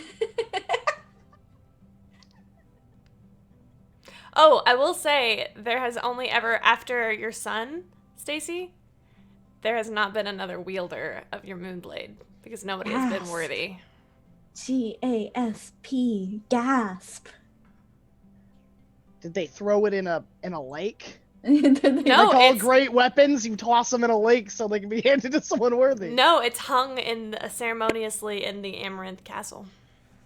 Oh, good. That's convenient for Hey, reasons. All right, Kiri, time to jack Kiri, a sword. let's hey, come on, Kiri, let's do this. you're there right now. Go look around. And if swords aren't your thing, there's a really cool bow in a stream somewhere. All right. So, Camille, is there anything else you? Go ahead. What happened to the statues? Yeah. The statues, where did you place them?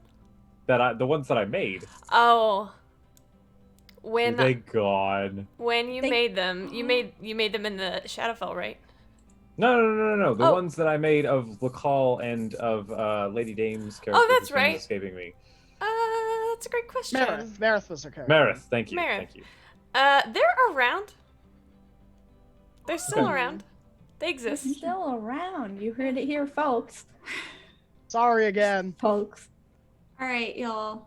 So we are unfortunately quickly running out of time. So we have one last question for everyone. And this is a very specific to this group question. So if you don't get the reference, go back, watch the VODs, be in on the fun. This is for everyone, in and out of character. VODs are posted on YouTube. On the YouTubes. What is everyone's favorite ingredient or ingredients in and out of character to In put an omelet. in their omelet? Oh my god. My cheese. Jalapenos. The real ingredient outside of love. Sorry, I don't know why I was gonna try and do that Madrian's voice, because I feel like he's. Oh, way more did passionate you about that. forget it? Oh Oi, no! oi, Madrian, and I think that love is an intricate part of making omelet. Oi, But I'm also really, Adrian. having like a sharp cheddar is Stop, cheddar. pivotal. Oh yeah, that's a great part, Mandarin. I also like short cheddar too. And if you're gonna like throw some mushrooms, you You can put do that. some mushies in there. Some mushies. No mushies. I like mushies. Dax.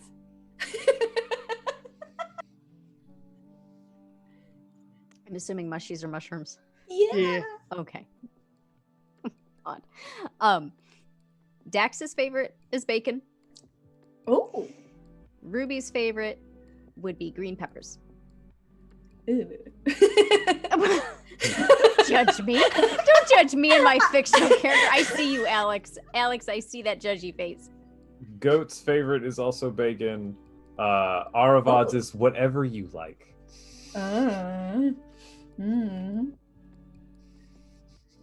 Flavor Town.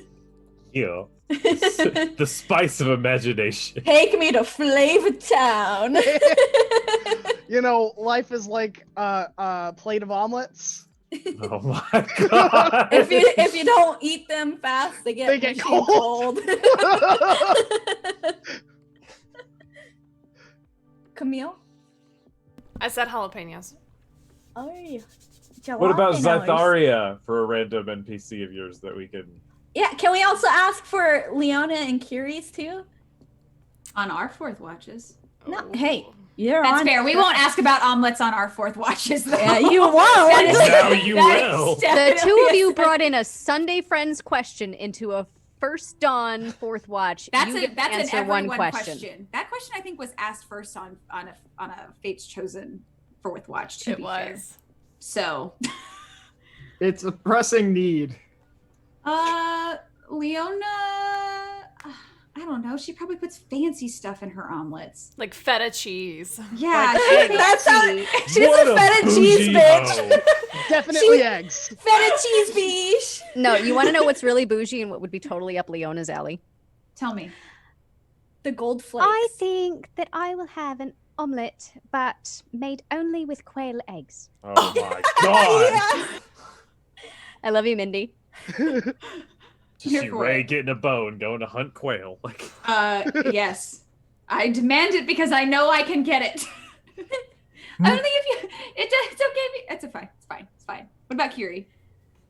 Honestly, probably a lot of like vegetables, like probably green what I peppers, red imagined. peppers, stuff like that. I feel like Leona would want that too, only because it makes it look pretty because there's so many colors. Zytharia Yeah, wants that's fair.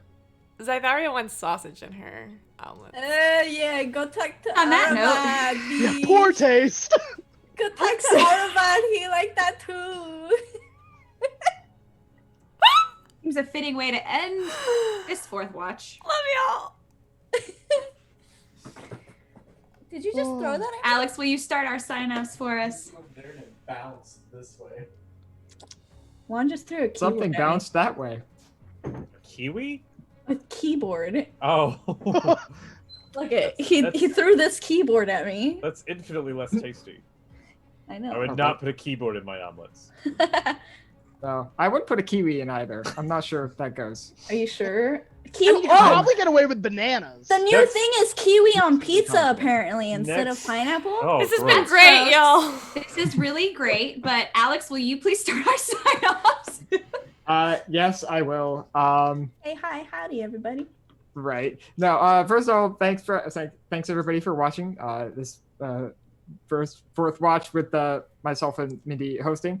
I know I had a fun time asking all these questions and contributing to the chaos and all that good stuff. As far as sign-offs, hello. I'm Alex. I run a game of Invisible Sun that is ending soon on Thursday nights at 8 p.m. We have 2 sessions left, and oh boy, howdy, there is so much that we're going to put in there. But that's another discussion for another time. Also on Sundays, from 4 to 7 EST, I play a paladin in another game run by Camille, and that's really great. And it's a ton of fun. And there are slight First Dawn references sometimes. So yeah, beyond that, I'm pretty sure that's all I got. Thank you, Alex. Stacy. Oh, okay. Hi, my name is Stacy, and I go by Pizcat. That's 2 T's and underscore. Now that I am not playing any games, I am art gremlin in a cave, doing art stuff and drawing, mostly Control-Z-ing things. But if you would like to commission me, my commissions are open. You can just DM me on Discord or anywhere, my Twitter, anything. I also have an Etsy store that I make really cool pins. This one says, "Let the fates decide," and this one says, "Guess I'll die." And there's a 1 and a 20, and I love them very much, and they're very pretty. I worked very hard on them. You can find them on my Etsy if you like that sort of thing. And I am also on a podcast with beautiful Dax called the Roleplay Cafe, where we interview people from the great TTRPG community and ask them questions and trivia that they know nothing about. So you can find that on anywhere you consume podcasts. I'm Thanks, done. Stacy. All right, Graham. Oh, hello again. I'm Graham. I've played Madrian Wolfheart in this campaign, and I can be found on Twitch TV/GrahamCrackers, where on Fridays from 8 p.m. Eastern Standard to about 11 o'clock Eastern Standard, I play Geheros Nerthos, your French-sounding paladin. Otherwise, you can find me on Saturdays at 5:30 to like 9:30 at Stalwart Initiative, playing Arzavash, your changeling pilot of a spaceship in the Ventures in the Verse campaign, or using the Dark Matter rulebooks. Other than that, you can find me this Monday at 1 p.m. on a channel, guest starring as Koro, your wonderful, corn merchant in a Ryutama game. Then you can also find me, sorry, I have a lot of these. Jesus. You should not have asked me. Next week, you can also find me playing in Mare's one shot on O4A in the Iadios game, where I will be resuming my role as Nanette of the Lilies, your favorite monk sorcerer, who pushes things off tables and steals ropes. But yeah, I think that's it. I think that's it. I had to check my Google Calendar. Thanks, Graham. All right, Goat, what about you? Hi, I'm Goat. You can find me in the Discord as Goat and on Twitter as Mayanestro. You can also find me on Quitsnax. You can also find me Friday nights here on this channel running an Elder Scrolls themed D&D game called Sunsets on Summer. We just finished our 4th session and it's been a lot of fun. Yeah, I think that's it. Thanks, Goat. Dax. Hi, I'm Dax. For the First Dawn campaign, I played Ruby Swiftfoot, a halfling cleric of Sarenrae. I am the co-host for the Roleplay Cafe. Our latest episode with Tony, aka Captain Lagrange, who also plays on Fates Chosen on Monday nights here on the channel, was just released the other day. I encourage you to check us out. I also am the GM for a podcast called Roads Uncharted, which uses the Genesis RPG system. I have some wonderful players in there, and we are looking for more player spots. So if you are interested, you can always DM me, or you can check out the promotions and plugs channel on the O4A Discord. I think that's it. Yeah. Camille? And I'm Camille. You can find me on Twitter at CamilleDoesDND. You can also find the channel on Twitter at Open4Adventure. I run lots of things on Open4Adventure, including this one, which was very sad to have ended. Sunday Friends, Sundays at 3 o'clock, Central Standard Time, Daylight Time, what the fuck ever we're in. And our flagship campaign, Fates Chosen, on Monday nights at 6:30. I am also starting to recruit for a new campaign to probably run in this time slot. It will be much different than anything else we have. very grim and dark. Did I say I make dice trays? I make dice trays. They're pretty cute. Grant finally got his. Do you love I had mine on the final episode. That's why I made us roll. That's fair. And that's about it. Mindy? All right.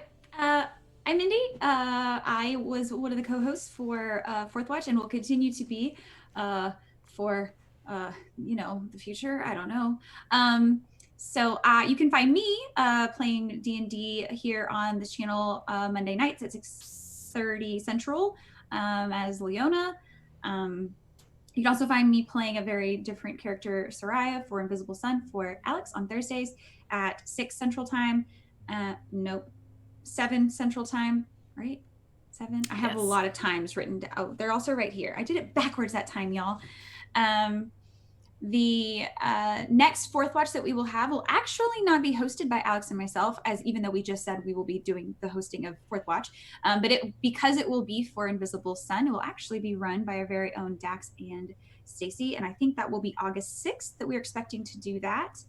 You can also keep an eye out. August 4th, we will be starting a new Tuesday night campaign starting time at 6 p.m. Central Time. That will be run by our fantastic Juan Carlos, and that'll be a mini campaign, very similar time structure as this one was. So that'll be really fun.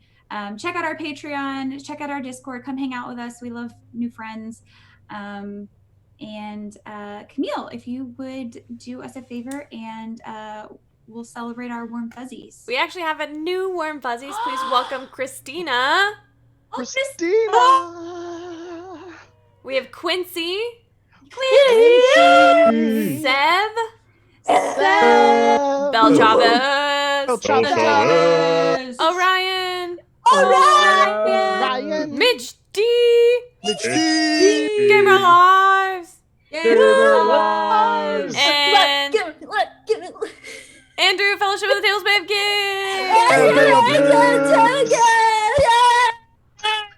Yes, we love our warm fuzzies.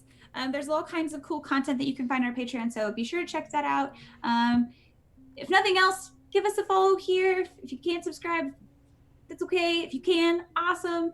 Otherwise, we just want to hang out and be friends and love you. So, yeah.